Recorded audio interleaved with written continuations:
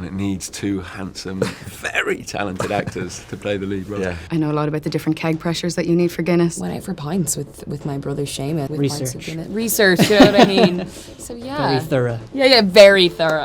Dearly beloved, we are gathered here today to mourn the death of a man who brought peace and prosperity to the people of Dublin. I got the scripts and I read them and I loved them. And I knew immediately that it was something very special. It was Stephen Knight in his element. It was a world which I could immediately feel, sense, taste. The way Stephen writes as well is that he doesn't just write the kind of dry dialogue. Well, not that his dialogue's ever dry. He writes the world. It's like every scene is sort of started with, we're in Dublin. You can see the silhouette of the brewery. It's belching black smoke. You can taste the... So I read all the four scripts they sent me immediately, loved it. And then Rafferty is a complete delight, and I realised that it was like, the coolest motherfucker I ever got to play. So I was like, I want to play that role. I think similarly, the scripts, I've loved Stephen Knight for a long time, so that was definitely a pinch me moment. To see something like that come into your inbox was rare for me.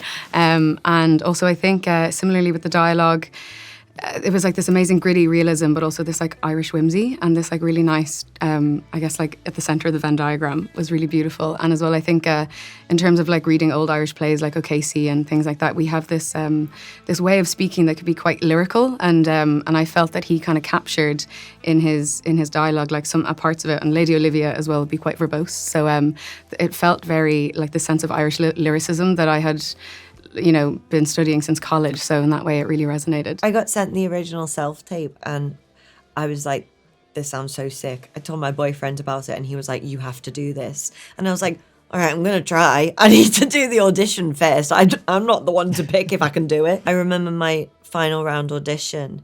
I was in the room for an hour. Normally you do auditions and it's like 20 minutes and you're out, but it's because there's so much that I wanted to talk about and work on in the scenes, which is really exciting. I think I'd heard about it on maybe a Variety article or something. Like I'd heard something and I thought it sounded amazing. I'm such a huge fan of Stephen's, and obviously a story that's so close to home. I grew up in Dublin, but one of the things that when I was given the opportunity to read the script and go in and audition was I realised that the version I had of that family was kind of like an apocryphal version cobbled together from different, I guess, like stories I'd hear. And I just was thinking of them as like a very simple family who brewed beer, which is obviously not the case at all. So yeah, it was just really fascinating going through like an education on one of the longest enduring dynasties and also probably one of the most complicated families I've ever encountered. We were just saying we actually found it both via the same Instagram post that was saying creative Peaky Blinders is making a series about Guinness and it needs two handsome, very talented actors to play the lead role. Yeah. No, we saw the same post and then a couple of months later... Tom Holland and George Mackay were busy, so we came in. And then it came through like any other job, and a couple rounds later we had the scripts and they're brilliant, and the director was awesome. And you've always got to take a bit of a leap of faith, but this one seemed like a really sure bet, and I heard you were doing it. I wanted to join the crew. Well, I got a self-tape request in from my agent, and first off, it was Stephen Knight, one of my favourite writers. I was a really big fan of Peaky Blinders. It's a show about Guinness, I'm Irish, and then the first line of Ellen's character description was that she has Irish republicanism running through her veins, and I was like, say less. I want this. I want this job. Yeah, I never had such like a visceral reaction to a character before. That really like, oh my God, I really, really, really want this. Well, I was the same. I mean, obviously when you see Stephen Knight making something, you just say yes, yes, yes. And then the character of Byron's just so fun and playful, and I think there are certain parts that you audition for that you instantly have a sort of an instinct for how to play it, or you hope so anyway. And yeah, sometimes you're wrong and sometimes you're right, but it just fit for some reason. Yeah, just the puzzle pieces fit, and it was just a joy. And of course our thoughts and prayers are most of all with Sir Benjamin Lee Guinness's 4 children. Production company Kudos, who I do a lot of work for, had something on the shelf for a couple of years, and they invited me to take a look at some of the research, which immediately I realised, why has nobody done this before? Because there's so many great stories, incredible characters throughout. I mean, from the origin story in the 1700s to present day. But there was this one day in 1868 that really stood out when Benjamin Guinness has died and his will is read, and his 4 children are left, millions of pounds and lakes and castles and land, and the will manages to make all of them unhappy. And so that was a great starting point to see how their lives then progress. It's good because you've got the stepping stones of actual events, and if you use those as a roadmap, you create the characters from what you know about them. Because it's the 1860s, there's not a huge amount of personal detail about what sort of people they were, what they preferred, what they liked. But I suppose you only get scandal and politics are the areas where you find out stuff about people. So from that, you create the characters and then navigate in between the stepping stones. Is there almost like a benefit that there's Yes. not that much information about them? Well, it sort of is, because you can't prove it's true, but then it's very difficult to prove it's not true. Something better than before. I, Sir Benjamin Lee Guinness, hereby give all my brewery concerns to my 2 sons, Edward and Arthur, jointly and equally. We expected something more. Did you know anything about the Guinness family before? I knew a lot. I've been drinking Guinness for a long, long time. I also worked a lot of bars when I was trying to be an actor, so I know a lot about the different keg pressures that you need for Guinness. I know that it's actually red, it's not actually black. I know a lot about Guinness. I think as well as a Dubliner, the whole fabric of the city has their fingerprints all over it. I know people that live in the Ivy Trust and Stephen's Green being given back. And I think there's always, when you get in a taxi in Dublin, I think as a tourist, there's like 2 types of taxi drivers you meet. There's one that says, oh, the Guinness, they're a great philanthropic, they gave the first pensions. And then there's another taxi driver that will be like, oh, those unionists, oh, those loyalists, oh, those Protestants. So I think, it's a very, Dublin appreciates them for all different reasons. I didn't know a thing. No, I didn't know too much either. And now I hear a lot Done. about... That's that question done. I don't know anything. Next question.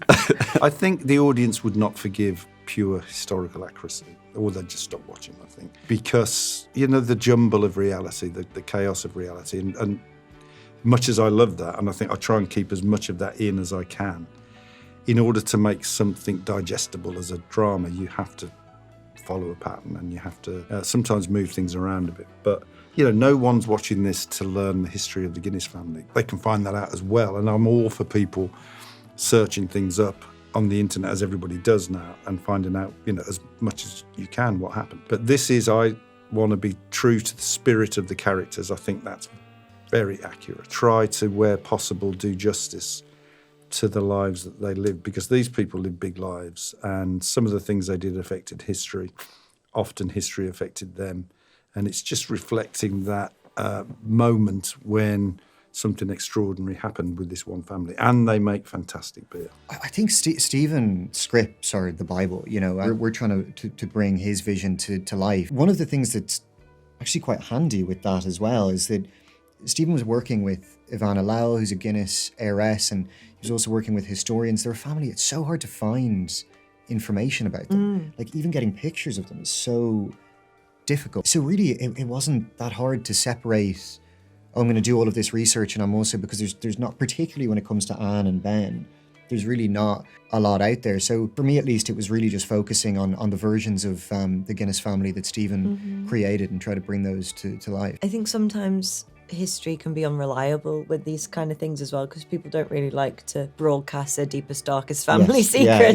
Yeah. So I think Stephen definitely took a lot of creative liberty with what happened and really made this vivid, full world that we could immerse ourselves into, which was really cool. I think you have responsibility if you're playing, particularly if you're playing someone in history. And Rafferty isn't, or he's a kind of an amalgamation of different people. I think Stephen said that he sort of researched the world, found a few kind of influences. But you have responsibility to the world as well. And of course, you do research. You go and read the books and watch the documentaries, and then really when you get to the set, you sort of throw that all away, and your responsibility then is to find the sort of humanity and authenticity behind these people and their human journeys. And I think there's a risk if you start to play the history, it all gets a bit kind of convoluted. Yeah, it was a pleasure. I mean, as Danny says, I didn't know much about the history, and it was an opportunity, as it's a privilege as an actor, we get to kind of dive into these periods we wouldn't have otherwise known about, and then really you focus on Stephen and his work and these amazing characters and these long drawn out scenes. It's interesting that you mentioned Irish theatre, because I constantly think of Stephen as a playwright writing for film. He writes these long scenes where you really are allowed to sit with these people and their journeys, and so many film writers, screenwriters, they jump, cut, explosion, sex scene, and Stephen just sets it smoulder. So the work really was in his script and appreciating and diving into them, yeah. Yeah, I think he did a great job of using a really tumultuous time in Irish history, and Dublin especially. Like, it was a time of real like progress and protest, but then also, you know, we always say like, don't let the truth get in the way of a good story. So there's a nice balance, I think, in the writing and yeah. It's self-evident that Irish history has been tempestuous. There's been a lot of conflict, and drama obviously is attracted to that sort of thing. So what I think about it is that it's very identifiable to a British, European and American audience. But what's taking place, it's the same but more expressed more extremely. By the way, we're fortunate enough to have this generation of Irish talent that's come through, that's young and brilliant. I feel it wise not to burden Benjamin and Anne with the temptations that come with fortune. Do you really think you can just put it in the safe behind a painting, lock it up What did I prepare for it? I drank a lot of Guinness. How did I prefer for it? I looked at like a lot of the people during that time, like Oscar Wilde, and read some like Oscar Wilde stuff, because he was like one of my references for Arthur. Nice. I read 2 completely irrelevant books about the history of Ireland, which were fascinating, but not at all relevant to the period. One of them was Say Nothing, a book that was later made into a show that Anthony's in. Yeah, I don't know. It's always weird, the preparing for it, and still feel like I'm trying to find out how is the best, the thing that works for me. But I did a fair amount, but I think really it's kind of useless unless you're getting on with the director and you're meeting and running scenes together and just throwing stuff at the wall. But in terms of getting into the period, I think the costumes did a lot for me, at least, in terms of sort of straightening you out and just like keeping you literally wear a neck corset essentially in a starched collar and have a big old hat, and that gives you kind of it kind of plants you, I found. So I always think that's helpful when you're getting ready to shoot and you don't quite feel it. You step on set, you're in your boots. You wore your shoes, didn't you? I love the wee boots that we had. I sort of wanted this kind of thing for him to be like kind of masculine and feminine, with Arthur like being like masculine but still having that kind of like femininity. So we had these kind of like little like keels, these little red things. It was so funny though, man. The costume designer was great, Ed. He would do so much work and like embroider these beautiful waistcoats and stuff. And I remember like sticking on a waistcoat and he goes, oh, Anthony Boyle in electric blue. And he would always like leave the room feeling like amazing. He would go, well done. You're like, I just stuck some clothes on. But he had spent like years researching all this stuff, and he was amazing. Him and the dean, they were class. Went out for pints with my brother Seamus, who plays my brother, and then kind of talked through our prep with pints of Guinness. Research, you know what I mean? So yeah, very thorough. Yeah, very thorough. Do you say that your real life brother is playing your brother? No, sorry, that was a mismed. He basically could be my real brother, though. We're that close. Yeah. The death of your father has served to poke a stick in a hornet's nest. Walk away now. A gift from Mr. Guinness. You're gonna start a war. From a representative of the Dublin poor. Energy, pace, fun, drama, people who are aware of their own absurdity. You know, the soundtrack says it all. It's like a reel. It's like it never stops. You occasionally stop for breath, but you keep going. And it's that, and the point of that is, in reality, the people who were left the brewery were in their early 20s. You know, my kids' age, and I think, imagine they left this huge thing. How would they react? And they react with energy and self-belief that as young people do, and they just go for it. So it's like a galloping horse, and that's what I want people to get from it, is to feel a bit exhausted at the end of 8 hours. Human beings haven't changed for 1,000 years, 2,000 years. And what modern music does, it builds a bridge, I think, between the contemporary audience and the period drama. Because what it's saying is giving you permission to feel the emotion of the music and understand that those young people in 1868 are feeling exactly the same as young people are feeling now. And that expresses it in a way that's sort of subliminal. Now is the time to use that weakness! You think there'll be trouble today? The man's name is Guinness. Of course there'll be fucking trouble. What's the best on-screen dynasty or family of all time? Succession. Oh, sorry. Succession. Sorry, before you even finish the question. Succession. But someone called this Subsession, which I quite like. It's better than Pinty Blinders. Talking about another big dynasty. The other way this has been talked about is The Crown with beer. The Crown, very good. Norris's family in Coronation Street. Oh my gosh. Other than the Guinness family. Let's say The Simpsons. Did you have a favourite scene to film? I mean, I absolutely loved filming the wedding. I think that was because we had dance lessons and we had all these incredible professional dancers. A lot of the cast were in that we didn't really have many days, all of us together. I remember ringing my mum, telling her about it. I was like, Mum, I'm like going to the ball. I'm like a Disney princess. I like the wedding scene. Me and Danielle Galligan done a dance in it, and it was really good crack. And I love her. She was so good. Anything where we were all together, this is so morbid, but the funeral was actually so much fun to we were having such a laugh. Oh, we were having such fun. And like, I think maybe I liked shooting, there's a scene where Ben dances on a grave, and I like shooting that just because it felt like kind of so separate from like the rest of the show in a way. And like, you were just really in his head. There was a ton of people who just come to watch the shooting for the day. And what the fuck is this show about? Because it's like, I thought it was about Guinness, and this guy's just dancing on a grave. First scene that you see us in, that was a good old scene. I think that's a real feat of introduction when you meet all of our characters. It's a brilliant way of doing it, and you know exactly what to expect from them. There was just so much to glean from what was written.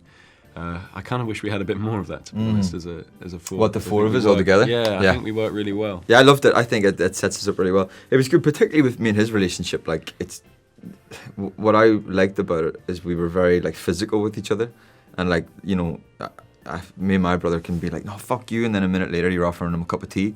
And I think we try to get that element in where you can say things to your siblings that you wouldn't normally say to like a best friend, you know. So we were kind of physical with each other, and then, you know, kind of tactile and like loving with each other. And I think we were trying to just make it look as real as possible. This really fun chase sequence that we got to do through New York, which we filmed in the Northern Quarter in Manchester.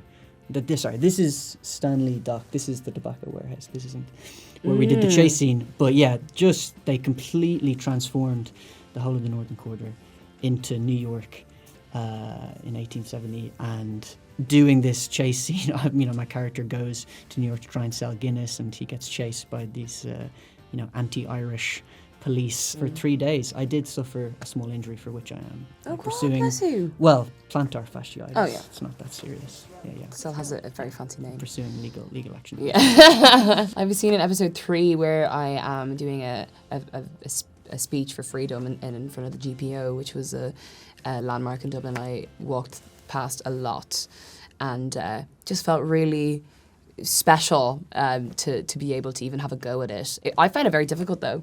Don't know how they did it back then. I was out of breath the whole time, but it was great. I loved it, and I felt so much energy through the writing. The black flag of Guinness on American soil. Is there any other period of history that you'd love to sort of bring to screen? All of them. No, seriously, whenever you look at anything, you know, all the way back to ancient Greece, and I want to do a Western, I want to do all kinds of things that are from different eras, because, you know, I find it odd that there's like contemporary is one half and period is the other half. It's not. Period is 2,000 years. Contemporary is the last 10 years. So why wouldn't you go to where all of this wonderful drama is? We could have a 19th century James Bond. Well, there's a thought. Ooh, I'd love to do some Celtic mythology. Like, let's go back.